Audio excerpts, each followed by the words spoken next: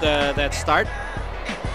And so we end the opening quarter and start the second quarter with a tight ball game. It's always important, once you start out like a house on fire in terms of the energy, yung rotation ng players, and Coach Schott doing a very good job of that in the first 10 minutes. It's there by Andre Blanch. Martinez fires over Pingris. One of the things also for Andre Blanch, hindi natawagan ng foul. You make sure that you get down on defense because that's a 5-on-4 fast break.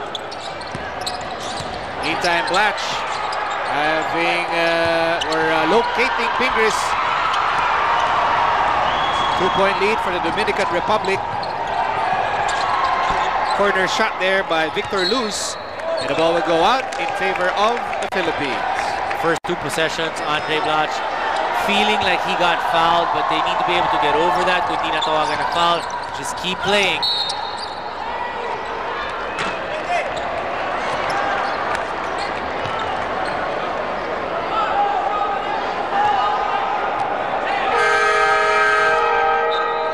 Another foul on Juan Coronado. Second personal on him. That's a holding foul. Paulie goes back to the bench.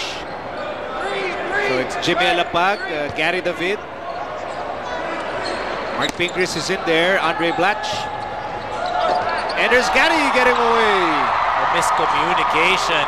Gary David coming in for Paulie. Mukhang nalito. Yung dumidepensa sa kanila. Hindi nahanap itong si Gary David. Tied ball game at 23. And drive by Suero, and he tries again, and he is muffed. Look out, Gary having problems. Oh, what effort by the Dominican Republic there. And so they regain the lead at 25-23. The Dominican Republic, right when they turned the ball over, nag-change yung possession, they continued pressuring, and that's why they were able to force that turnover. Jimmy for three. Yeah, not since we started the game with a couple of three-point shots. From then on, ayaw nang pumasok ng mga three-point shots natin. And we've still been taking those threes. Carry over din yan from the previous game that you were shooting well, so you're still trying to see how hot you are.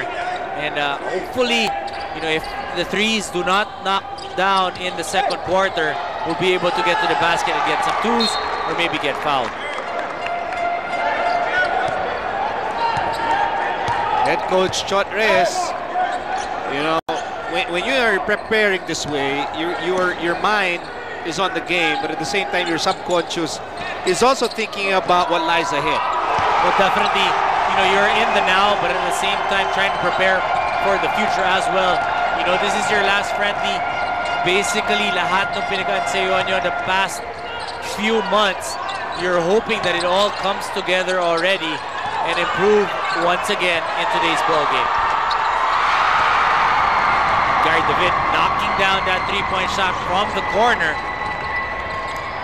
So important for the confidence of Gary David to get a notch higher right before we start the games in Spain. Meantime, a reach-in foul laban kay Jimmy Alapag. That will be his first, and that will be our second team foul dito sa second quarter. Jimmy will sit down. Babalik sa laro si L.A. Tenorio. We're down by just 2 points.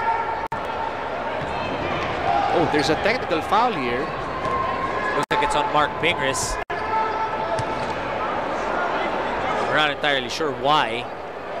Maybe, I don't know, maybe Mark was trying to communicate with the referee. Might have been misinterpreted by the referee. Well, Coach Chot Reyes asking as well what happened.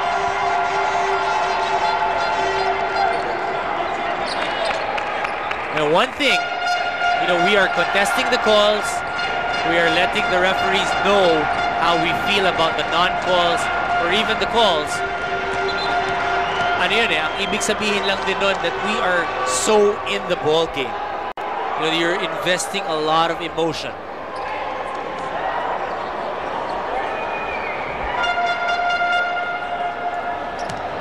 Consultant Nacho Lascano now trying to clear things up also from the table officials. I think the Gilas coaching staff also wondering ano ang dahilan kung bakit tinawagan ng technical foul si Mark Pingris. You can see also on the bench Coach Norman Black and Coach Ryan Gregorio joining the team now.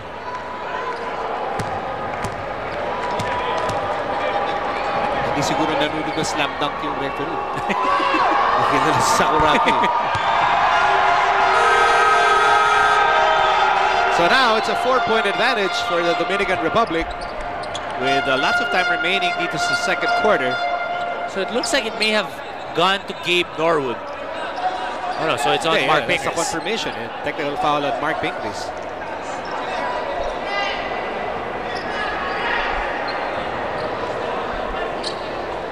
Kasi pinalitan ni Jeff Chan si Gabe Norwood.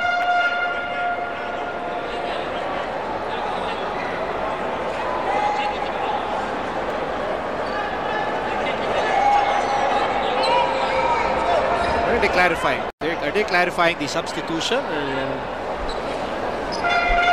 Well, nevertheless, we continue on with 7:24 remaining in the first half. Vargas collides with Pingris, and that's an offensive foul. Or rather, a traveling violation. Lucky break that time for the Dominican Republic. Kung hindi siya natawagan ng traveling, offensive yun for sure. Either way, we get the ball back. Certainly the kind of effort you expect from Pingris in every game. Well, he's fired up. Kanina pa siya nakita mo nakikipag-hawakan. You know, physicality is right there.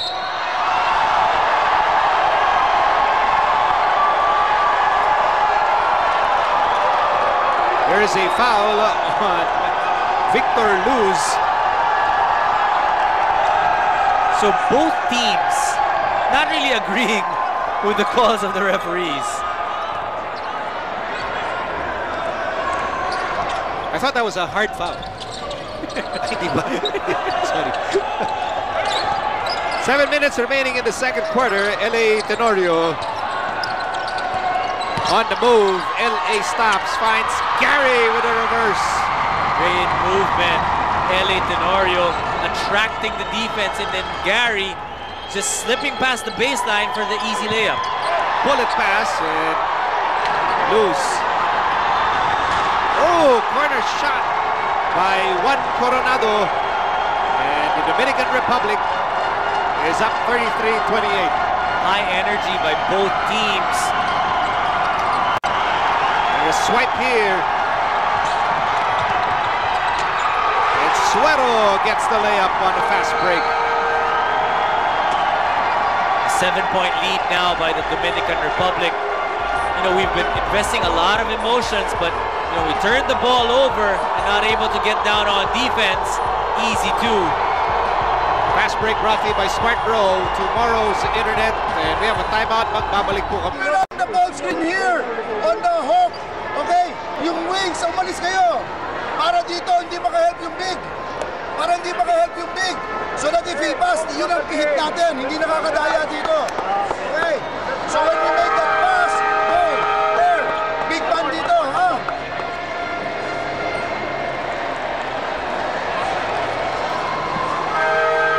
Back with us dito sa shoot-up game between the Philippines and the Dominican Republic. There's a corner shot by Juan Coronado. If you notice the reaction of Coach Shot Reyes, it's because the ball already seemed like it was outside prior to that shot.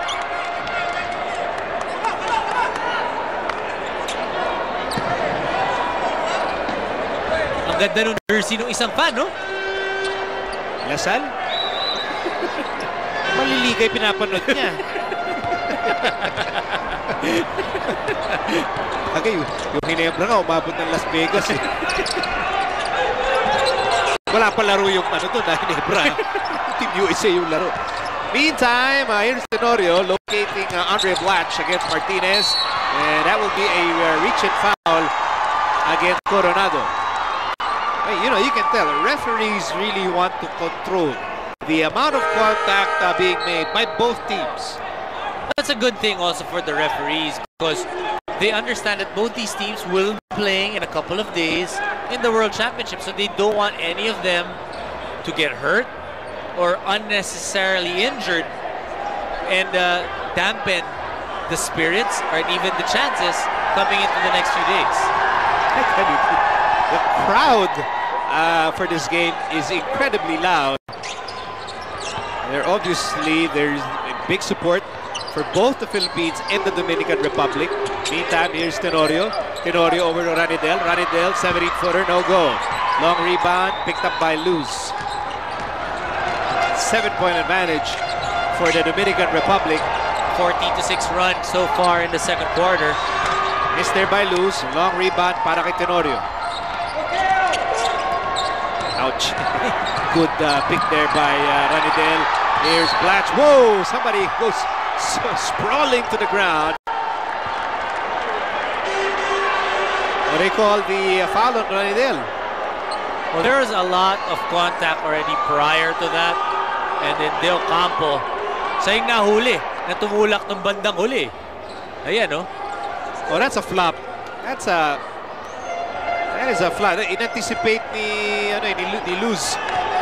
Well, usually the referees will see yung reaction ng isang player. Eh, di ba, binangga niya muna si Ranidel at gumante itong si Ranidel at yun ang nakita ng mga referees. Meantime, reach in. Oh, uh-oh, look out. Ranidel, okay. This should not escalate. It's happening in front of the Gilas bench. Sosa is there and he's being restrained. That's Feldin, who apparently was hit in that sequence, and the referee is pulling Feldin away from the scene, making sure that everything is under control. And this is what we were talking about. The referees trying to keep control of this basketball game. They're making the right calls. They're keeping it tight. But the emotions really running high. And then nakikita natin, Coach Chot and Aboy Castro motioning na may naniko from the Dominican Republic, which, may have led to the incident that happened just now. Oh, you know that Ranidel de Ocampo is not one to back down. This is the first time we actually see Bo Belga na umaawat. Which is disappointing. Biro lang ha. I am not... This is a friendly. Oh.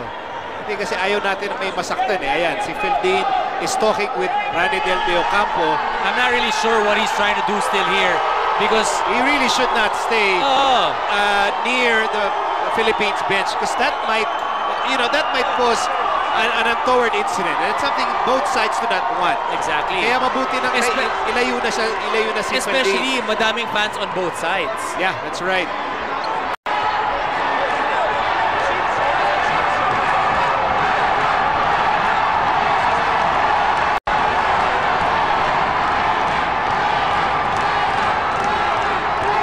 Yeah, you mentioned Ranidel is not one to back down.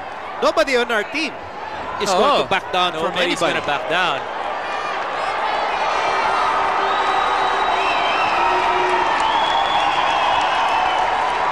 Kasi gusto nga natin makita sana ano yung nangyari. Oo, yung replay sana. Ayan, ito. Okay. Watch what happens under the basket. This is Feldin. Whoa. Okay. Okay. That's why Feldin felt, did not like the foul committed by Ranidel. Ranidel, he was going for the ball. Kung tamaan yung mukha, sorry na lang. Parang coincidental kung matamaan yung bola. Hindi ka umiwas. Mabuti lang it did not escalate because it happened in front of the Philippines bench. So here's another look. Feldin goes in. Yun si Ranidel went for the ball and then tinamaan sa mukha. Sa mata actually. No? Tinamaan sa mata si Feldin. He goes down and then siyempre yung mga teammates ni Feldin hindi nagustuhan. Did not hindi natin appreciate nakita that. yung sinasabi prior to that ng minaniko. Because both teams have been very physical. Both teams not wanting to back down. Let's listen in.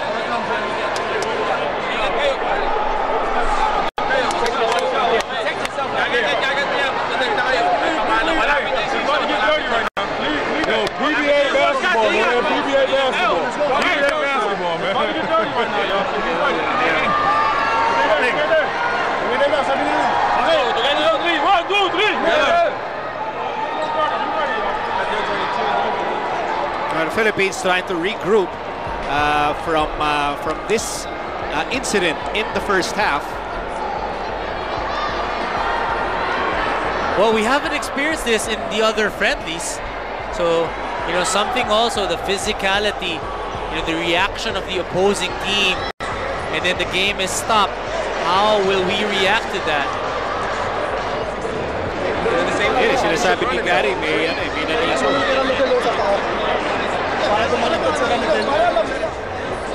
Okay, maybe we can see what happened. Okay, that's Ranidel. That was the foul early on. Okay. But that one, really, he was just able to sell that goal. Hindi kasi nag-start yun nung sa pick nila prior to that. Tapos siguro girian na sila while they were going down the court. Of course, Ranidel, whatever happens, his facial expression will never change. Oh. galit na yung mga player doon sa kabila. Siya, what's the problem? Steady lang. Steady lang. Pati nung tinatanong siya ni Feldin, nakatingin lang siya. The referee's giving both teams ample time to cool down. Be able to resume this basketball I think, game. at some point, I think, members of the coaching staff or coaches from both teams are now being addressed by the officials. Both teams with a lot of energy right from the beginning. And everybody needing really to just calm down and get back to playing basketball.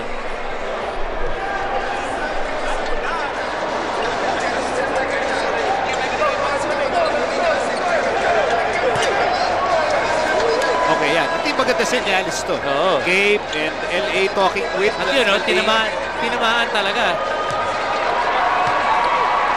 Parang nasundot sa mata itong si Feldin. Kasi parang namumula pa Baka naman napuwing lang. Napuwing, Napuwing ka rin. But it's part of the game. I mean, we'll see. But it's a good sign that the coaches they get to talk, and para the coaches mismo, okay, if anything happens, kung magkaroon ng gantihan o kanya-kanya ng control ng players, diba? Because this is a tune-up. Yes. The last thing both teams want is for players to get hurt na hindi basketball related. These two teams are going to the World Cup. They're playing in a World Cup. There is much bigger things in this ball game. Yeah, of course. Especially for both teams. Tayo, first time makakapunta dyan. Ito namang Dominican Republic, second time.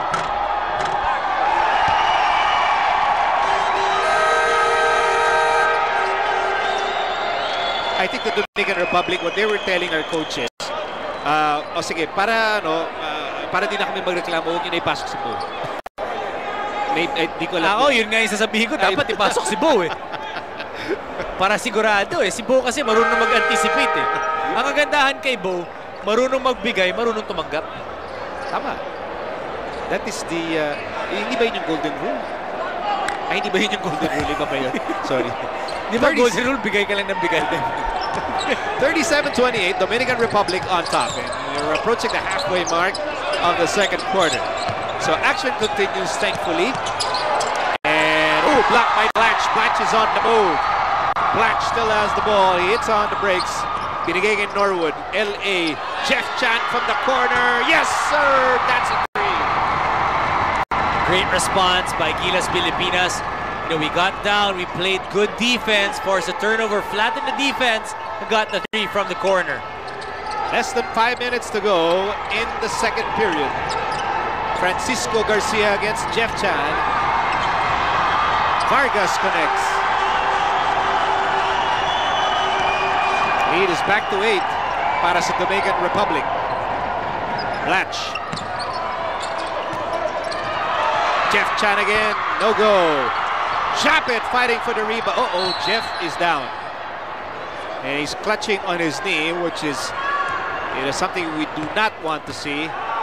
Or hoping na nagkabanggaan lang yung tuhod. Probably on the way down. Okay, he'll take the jumper. Yun. Yeah, knee to knee. So that's something that shouldn't be anything too serious. Ano lang, no? Yellow lang katapat niyan. Sting lang yan, sting. But he should be fine. Ayan, yan ang ini-explain ni Jeff. Knee-to-knee contact. So he should be okay. The pain will wear off. It's just the initial sting of the contact, and Jeff is okay. So I don't think we have great reason to worry.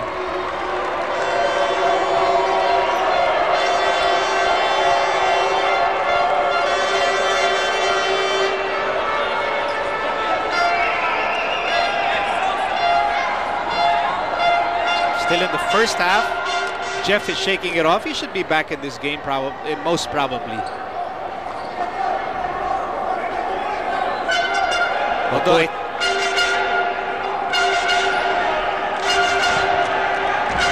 para sinasabi ni Jeff, somebody pushed him down.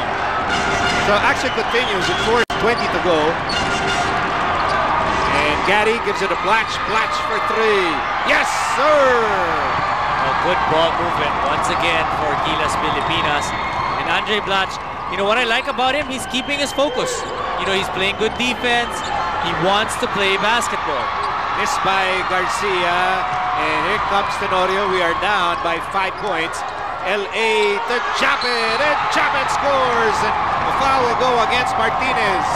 Specialty of the house by LA Tenorio. When he drives to the middle, he is looking to pass. Check that, the foul is against Edward Santana. And here's LA locating Japet. Brought to you by Smart Bro, tomorrow's internet. Just such a great pass by LA Tenorio to Japet Aguilar. And Japet, I like how he's playing. He started out with that great block in the first quarter. Then now he's moving well without the basketball. Makikita mo nagkakaamuyan sila. Pag drive si LA, alam nila na kailangan nilang pumunta doon sa open spot at mabibigyan sila ng bola. Japet completes a 3-point play, cutting down the deficit to 2 points. Uh-oh, look out. Gary and Luz going at it. So agad-agad, awat yung mga kampi. Gary reaching in for the ball and hitting Luz in the eye.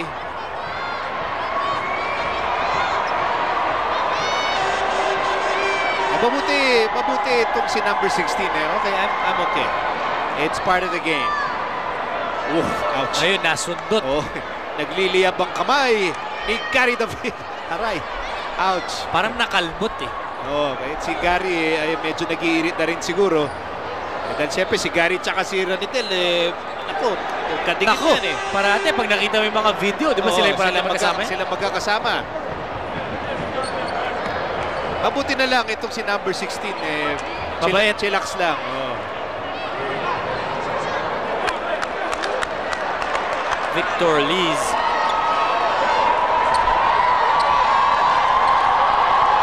Incidental contact. Oh, Francisco Garcia is actually looks like he's having a conversation with head coach John Reyes.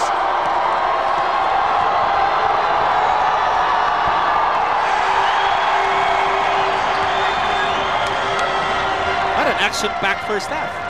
First half pa lang to, ha? But you gotta love how Gilas is not backing down. You know, they're in the big dance. And they know that it's physical, and they're willing to play physical and back it up. Well, we're in this down by just 4 as we approach the last 3 minutes of the second period, but they'll call a foul here. You know, one thing that really makes more fireworks, yung hiyaw ng crowd eh. That's true. Emphasis on any little contact. Yep, Luz was trying to fight through that pick by Andre Blatch.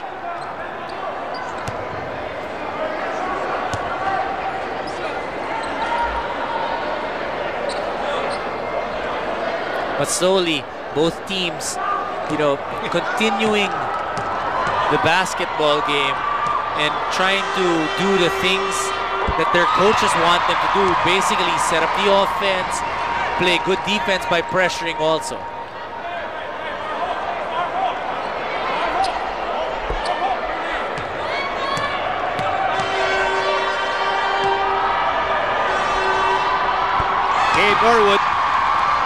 now the deficit to just 2 points with under 4 minutes remaining in the first half. Luz. Vargas back to Luz. Good interference by Japet, and then galing sa labas si Luz, so turnover. You know, it's always good when Japet Aguilar is the helper from the weak side because he has that opportunity to be able to get yung buelo na tinatawag, to be able to get him up there and change the shot of the opposing team. Here's David. Carry David to Japet to Blatch. To Japet, confident shot. The rebound ends up with number 4, Edgar Sosa.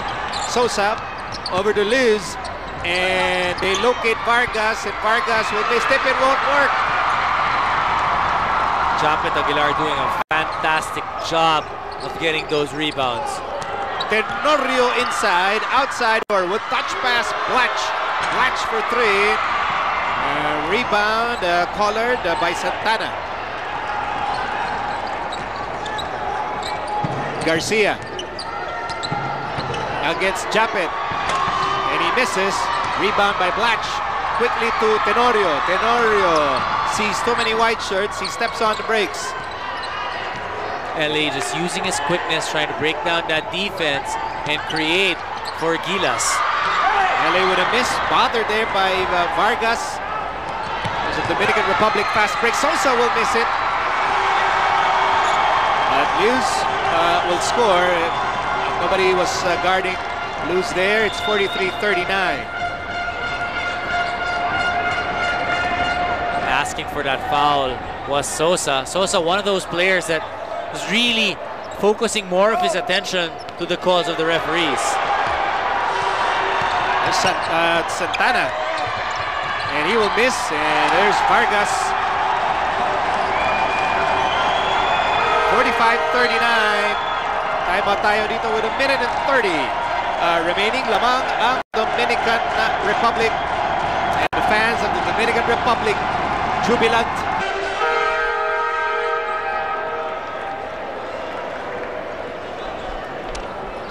But the Philippines trailing by 6 points habang palapit na tayo sa katapusan ng first half.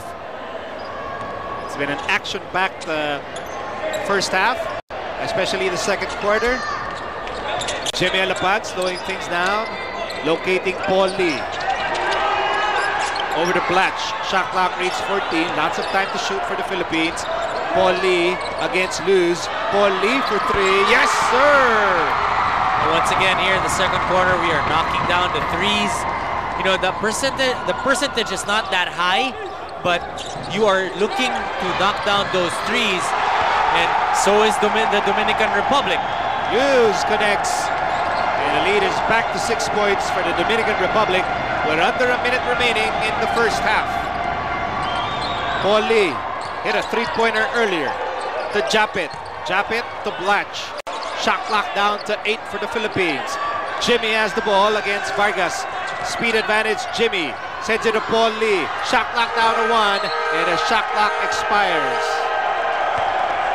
When Jimmy got that ball in the corner, and he had a big guy on him, he needed some space to be able to try to get that shot up. But pagdating mo kasi sa corner, mas maliit yung room mo to be able to get that separation and get that 3-point shot.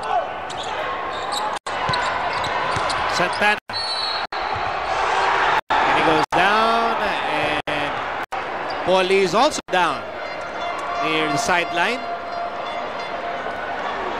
We're not entirely sure what happened to Paul there. I think he's complaining about the screen.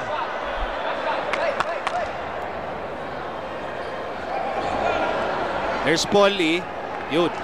Saying that baka moving screen yun on the part of Santana. May have a point there.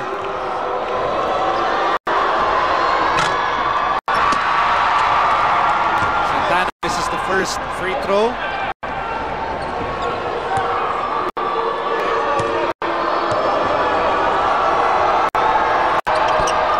This is both. Rebound Blatch. So the Philippines can actually write the last sentence out of first or second chapter of a Paul Lee connects. It could be a long two-pointer there for Paul Lee. But Miko, prior to that, yung ball handling skills ni Andre showing that kahit na pa maliit yung dumidepensa sa kanya, nagpe-pressure, able to control, make that good pass to Paulie at the corner, and knocking down that three once again. But Coach Chot Reyes was asking for a foul on display. There you go. Parang nilabasan ng paa ni Santana on the challenge, and Paul Lee connects. And despite the double team, Paul Lee scores. 48-44, lamang ang Dominican Republic. And we have 6 seconds remaining dito sa second quarter. And the Dominican Republic will try and write the last sentence of the second chapter. Here's Sosa, number 4, guarded by Norwood. 3 seconds to go. Good defense by Blatch. Excellent defense by the Philippines. Hindi na nakatira ang Dominican Republic. And we end a very intense, very emotional first half.